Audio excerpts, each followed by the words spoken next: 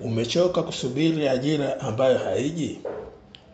Unakaa tu na kufikiria, vipi nikiwa na biashara yangu? Halafu unakumbuka kuwa huna pesa. Una 50,000 tu na unajiuliza, hii itanitoa kweli? Kama jibu ni ndio, basi hebu sikiliza.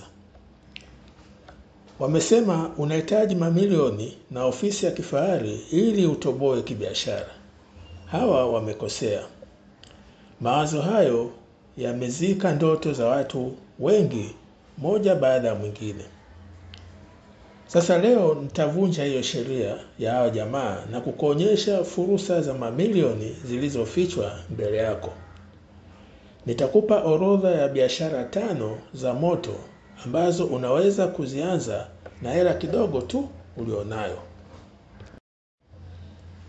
Sasa ngoja nikueleze hizo orodha za biashara 5 ambazo unaweza ukazifanya kama ifuatavyo. Biashara ya kwanza ni ya vitafunio au wengine wanasema kufungua kinywa. Hii ni pamoja na chapati, maandazi, uji na kadhalika.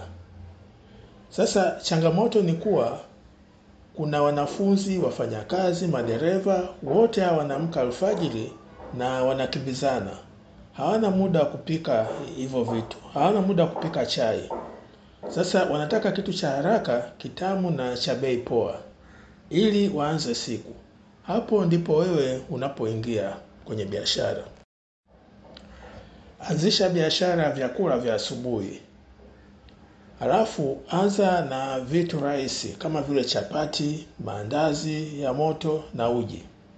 Huhitaji duka na unahitaji meza ndogo tu ambayo unaweza ukaweka kwenye kona mahali ambapo kuna watu wengi.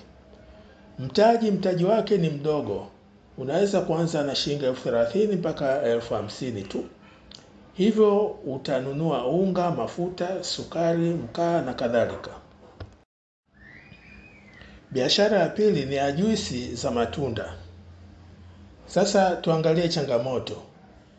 Sehemu nyingi za miji jua ni kali, vumbi kila mahali, watu wana kiu na wamechoka kunywa soda kila siku. Wanataka kitu fresh, chenye afya na kitamu. Sasa suluhisho ni nini?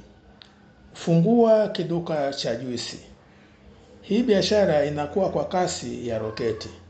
Unaweza kutengeneza juisi za maembe, nanasi, parachichi na unaweza hata kugundua mchanganyiko wako wa kipekee ambao utakaowapa hao wateja wako.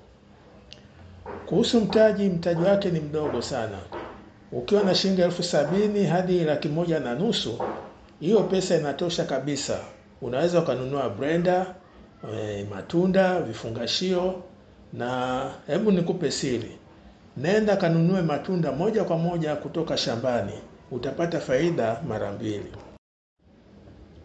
Biashara ya 3 ni ya vipodozi na bidhaa za urembo. Sasa changamoto ni ipi?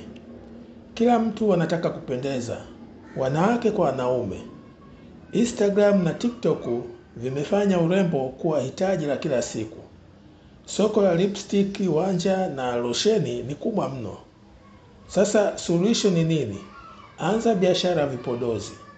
Hii biashara ina faida kubwa. Unaweza kununua bidhaa kwa bei ya jumla na kuuza kwa faida ya kuridhisha. Urembo hauna sikukuu, soko ni na mwaka mzima.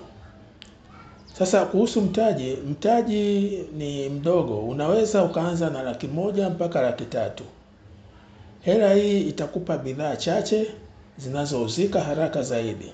Lipstick, wanja na losheni ni nzuri. Kabla hatujaendelea, nina wito hapa. Mpaka sasa tumeshaona mawazo 3 ya kujitajirisha. Kama kuna wazo limekugusa, basi bonyeza like button na niambie kwenye comments ni ipi hiyo biashara ambayo imekugusa. Na kama bado hujasubscribe, nafikiri unafanya kosa kubwa. Subscribe kwa kubonyeza hicho ki button. Sasa hivi ikiwezekana. Biashara namba 4 ni ya vifaa vya simu au wengine wanasema ni accessories. Sasa changamoto inaanzia wapi? Tanzania nzima kila mtu ana simu. Na simu zao zinahitaji nini? Zinahitaji vitu kama charger, earphones, screen protector, makava. Vitu hivi vinapotea na vinaharibika kila siku. Sasa hilo ni soko na huo ni mgodi wa dhahabu kibiashara. Sasa unachotakiwa kufanya, uza vifaa vya simu. Hii ni biashara rahisi sana kuanzisha. Bidhaa ni ndogo, huhitaji nafasi na mtaji wake ni mdogo sana. Mtaji unaweza kuanza na shilingi 100,000 tu, ambapo unaweza kupata stock ya kuanzia ya kununua charger, screen protector za simu maarufu kama Tecno na Infinix. Na makava yenye maonekano bomba. Biashara ya 5 na mwisho ni biashara ya nguo za mitumba, lakini ni ile mitumba ya grade 1. Kila mtu anapenda kuvaa vizuri na kuonekana wa kipekee, lakini nguo mpya ni ghali. Sasa watu wanatafuta nguo kali zenye ubora na kwa bei poa. Sasa suluhisho ni nini? Anzisha biashara ya mitumba iliyochaguliwa. Simaanishi uuze rundo, hapana. Wewe utakuwa stylist, kwa maana kuwa unachagua nguo maalum tu. Gauni kali, mashati ya ofisini au hata t-shirts za aina pekee. Kuhusu mtaji, unaweza ukaanza na shilingi 50,000 mpaka 100,000. Naenda kwenye soko la mitumba, chagua nguo chache lakini kali. Siri kubwa hapa ni jicho lako la kuchagua almasi kutokana na nguo ambazo zimechakaa. Naona nimekuelezea hizo biashara 5 na tunaelekea mwishoni mwa kipindi. Sasa kuna mambo kidogo nataka kukueleza. Mpaka sasa nimekupa mawazo 5 ya biashara ambayo inaweza kukutoa. Na tumeona vitu kama chapati, juisi, vipodozi, vifaa vya simu na mitumba. Zote hizo zinatatua matatizo ya watu kila siku. Sasa ni zamu yako na nina swali hapa. Kati ya hizi biashara 5, utaanza ipi hata kesho ikiwezekana? Niandikie kwenye comments zako chini. Sasa hivi nataka kusikia kutoka kwako. Kumbuka, siri kubwa ya mafanikio sio kuwa na mamilioni ya pesa. Siri ni ujasiri wa kuanza. Woga umefungia ndoto za mabilionia wengi. Anza na hiyo 50,000, anza na mteja mmoja, usisubiri na uanze sasa hivi. Kila kampuni kubwa unayoiona ilianza wazo dogo na mtu mmoja aliyethubutu. Anza kwa kuangalia. Kama umepata thamani,